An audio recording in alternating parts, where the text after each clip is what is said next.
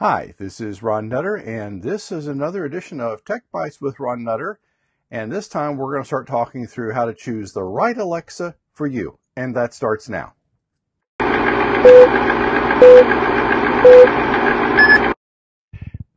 been doing videos for several months now, and I realized there was something I needed to start going over, because you talk about Alexa, or I guess I should be saying Madam A, because I don't want this to start setting off devices across multiple rooms for those that have them. And that is kind of how to choose the right one for you. And this is something that some may be more familiar with some of the form factors than others. Now, this is first generation Echo. And this one was when it came out, I think it was about $150.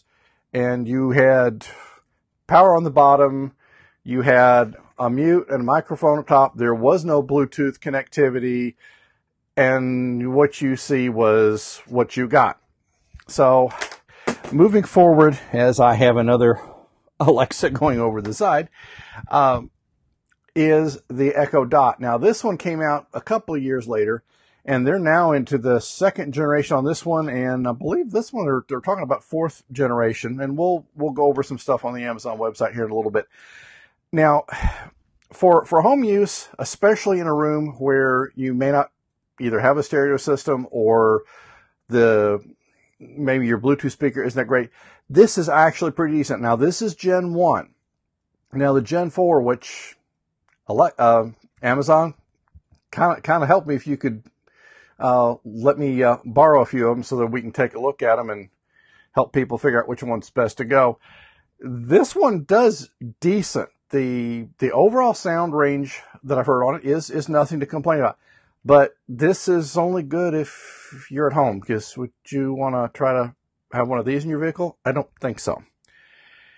Well, what some enterprising people have done with the Echo Dot, now granted, you have the power connector, and you can plug in, I believe this is the one where I can plug something into it, but it's not something I really tried. They've really gotten better since I've gotten this one, but this one is still very serviceable, and Amazon does put updates out on it.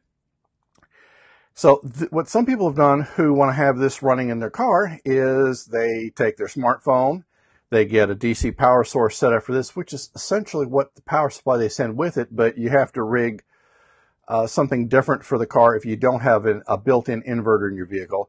So this would link to Wi-Fi on your phone. You have to have your phone set up as a hotspot. So there's a little bit of a hoop jumping in there, but it's doable. And especially for the traveler who has a smart home, this is an option. It's one of about three, and we're going to go over the whole kitchen sink here. Now, you've seen me in some of the videos talk about something about the Roav Viva. And when I get through with doing this video, I'm going to have to remember to put mine back in the truck, or I'm going to be very shocked in the morning when I start talking and the truck doesn't say anything to me. This one is decent. It has, they call them Smart IQ charging ports. The nice thing is I can, with the distance it is to my office, I can have my cell phone say at 50% charge. We'll just pick a number. By the time I get to the office, and depending on what else I've been doing with it, I'm sitting at 80 to 100%. It depends on if I've been stuck in traffic. A lot of times in the morning, I am running Waze, so there's always background chatter going on in there, and that's going to take some of the power away from that would otherwise charge the battery. If I'm playing a podcast, so you get the picture. This is where the higher amperage charging on here has been very handy, because when I used a conventional charging port, if I was lucky, the cell phone would have the same power when I started out with, give up the fact that it was going to have any additional power. So this one has been very handy, because especially as Roav has done a good job at keeping the firmware up to date, it's gotten more reliable. Some of the quirks that I'd noticed early on are gone. So this is an interesting option for those that travel until such time as somebody at Amazon convinces the automakers that, hey, we should build it in, which in that case, I'd still rather have a separate device, because that way if something happens to one internally, you've always got this. That's why I'm not a fan a lot of times of having a lot of things built in on a single device. So this is the Roav Viva has, I've been very pleased with it. Now, if you want to use this, say you're in a hotel room, this is still an option. What you need to do, there are some, I don't really want to call them chargers. They're more DC power supplies that will have a cigarette lighter port in them. So you could plug this device into that, and then you plug that into the wall. Now, that still means that your smartphone is going to have to have Bluetooth turned on so that these two can pair up. And then this will go out through the cell phone's cellular signal or Wi-Fi, depending on which one is going to be better, and if you've got one turned off or the other. So this is still a viable option for those that want to have their smart home with them and don't necessarily want to think about an Echo Dot, which there's nothing wrong with an Echo Dot. That's certainly an option too. Now, the other piece of the pie is your trusty smartphone. Now, this is my Samsung S9 Plus. At this point, and this is in July 2018, Amazon has not released the support for iOS phones. So if you want to use your smartphone as your Alexa device and you've got iOS, you're pretty much still in a holding pattern as of right now. They say it's coming soon, but let's define the word soon. So this is an option. Now, the downside here is if you are trying to use this for a phone call and you want to give Alexa a command, well, you're going to have contention for resources potentially, because trying to talk to Alexa while you're talking to somebody on the phone might get confused. So there's reasons why that may not be an option. Now, if you've looked at the Fire tablets at all, and I've already done one video on this, but this still bears worth repeating. This is the Fire 8 tablet. Now, I went and got the blue background just because that way it's not going to blend into things as much. With this, and let me wake it up here a little bit. If I go Alexa, and you see that blue bar come across the screen. So Alexa is always listening. I mean, you can turn that off.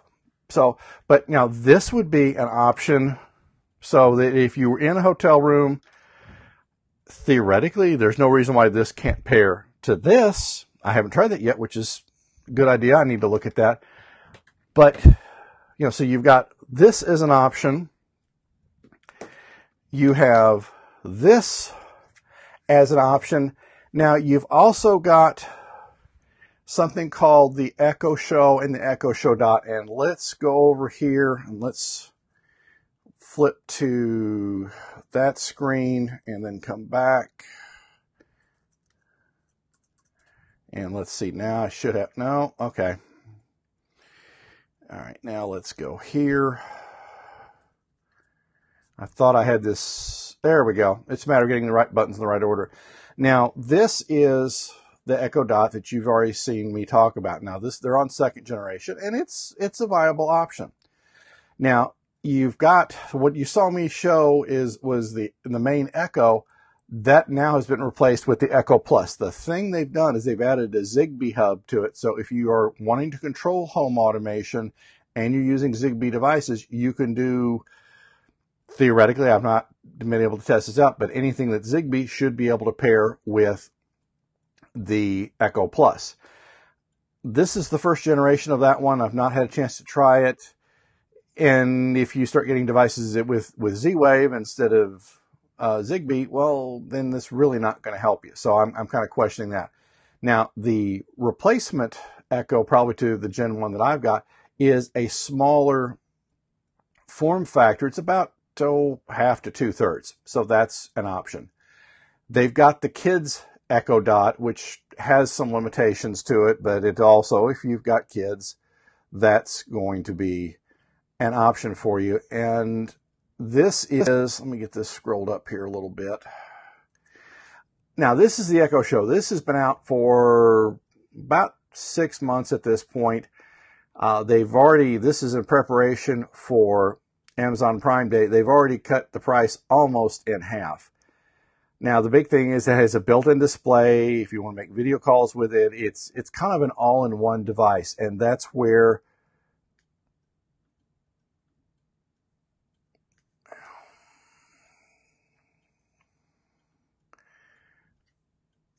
the Echo Spot would be an option. If you don't have a lot of real estate available on wherever you're going to put this, then the Echo Spot is an option. And of course, now at this point, you wonder if the Echo Show has not been selling well or what's going on, because now you basically, in the same price, you can have the Echo Show versus the Echo Spot. But wait, as they say on the infomercials, there is another option. One of the things that hasn't been talked about a lot, let's go back to full screen here, is the Fire HD8. There is a special docking station available for it. There's a sleeve that's going to fit over this, and it will plug into the connector right here. So you set this down in what looks like a holder for a book or a stand, and it changes the display over to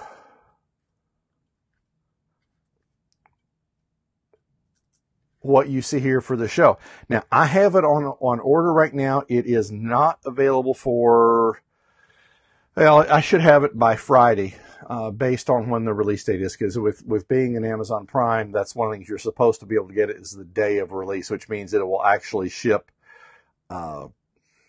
the 1 to 2 days before, although with the market that I'm in and the fact that Amazon Logistics is doing deliveries, it probably is sitting here in Kansas City, or will be in the next day or two.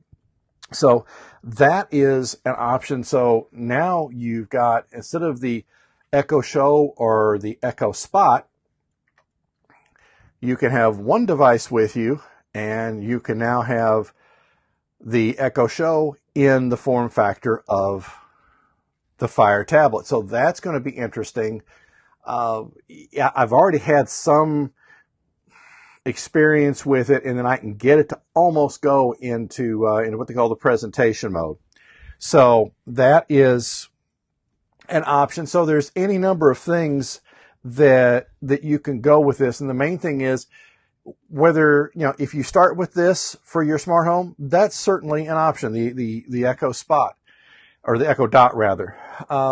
And if you happen to find one of these used, there's nothing wrong with that. Again, it's good as a starter option.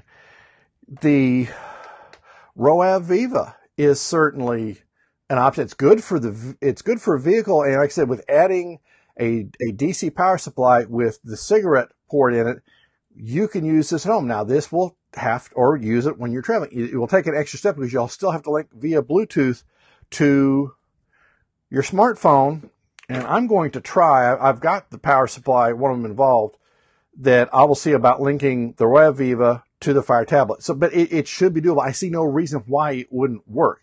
Now, the downside is if you go to play music, it's going to attempt to use the vehicle's connection. So with the Fire tablet, it might play through here. That's why I got the Fire 8 tablet as opposed to the entry-level model, because the speakers were much better in this one.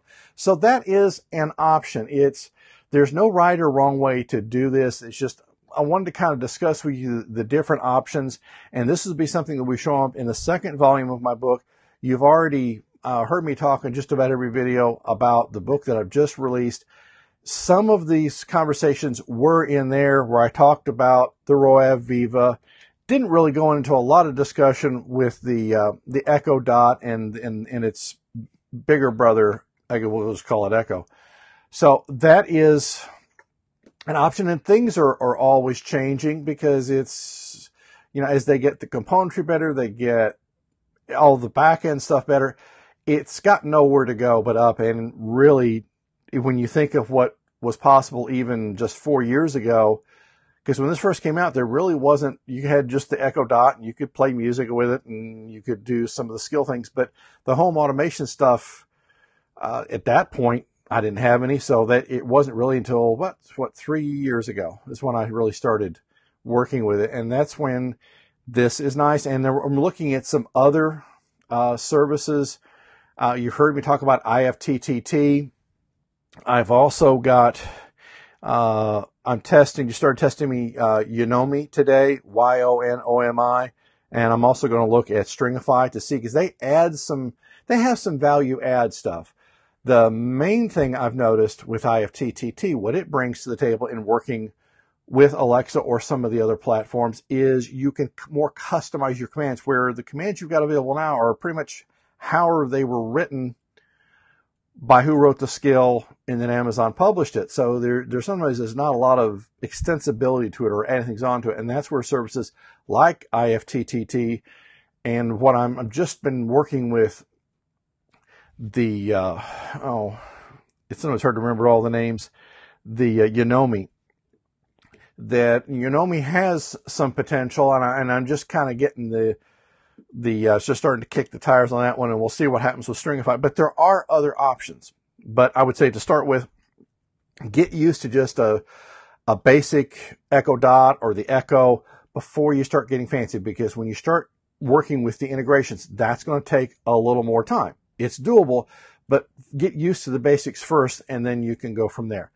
Well, I've gone, I think, about as long as I probably should at this point.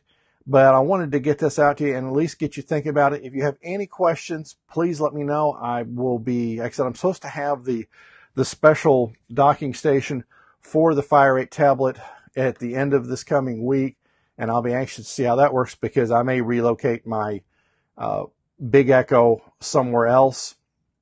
And we'll just kind of see how things work out. But it'll be interesting to see how it displays things. Like when I've asked, for example, already with the Fire 8 tablet, if I asked it for like how to fix potatoes in the microwave, it starts giving me a graphical screen. It starts listing the recipes that it finds, and then you just tap on the screen. So it's going to be interesting to see how things develop.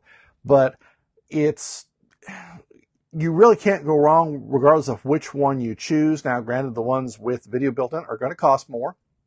And if you don't have the newest of access points, you're probably going to want to think about getting that upgraded, because if you don't have one that's the latest and greatest 802.11ac, then some of the newer Echoes won't be able to take full advantage of that. Especially when you start dealing with video on wireless, you want the best bang for the buck you can.